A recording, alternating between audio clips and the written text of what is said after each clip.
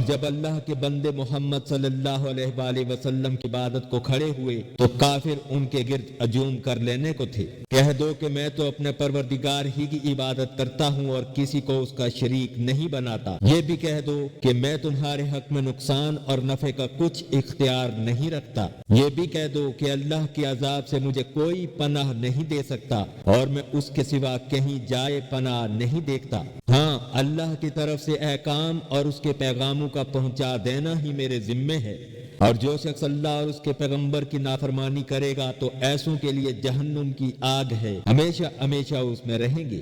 یہاں تک کہ جب وہ لوگ وہ دن دیکھ لیں گے جس کا ان سے وعدہ کیا جاتا تھا، تب ان کو معلوم ہو جائے گا کہ مددگار کس کے کمزور اور شمار کن کا تھوڑا ہے۔ کہہ دو کہ جس دن کا تم سے وعدہ کیا جاتا ہے میں نہیں جانتا کہ وہ عنقریب آنے والا ہے یا میرے پروردگار نے اس کی مدت دراز کر دی ہے۔ غیب کی بات جاننے والا ہے اور کسی پر اپنے غیب کو ظاہر نہیں کرتا۔ ہاں، جس پیغمبر کو پسند فرمائے تو اس کو غیب کی باتیں بتا دیتا اور اس کے آگے اور پیچھے نگہبان مقرر کر دیتا ہے تاکہ معلوم فرمائے کہ انہوں نے اپنے پروردگار کے پیغام پہنچا دیے ہیں، اور یوں تو اس نے ان کی سب چیزوں کو ہر طرف سے قابو کر رکھا ہے اور ایک ایک چیز گن رکھی ہے۔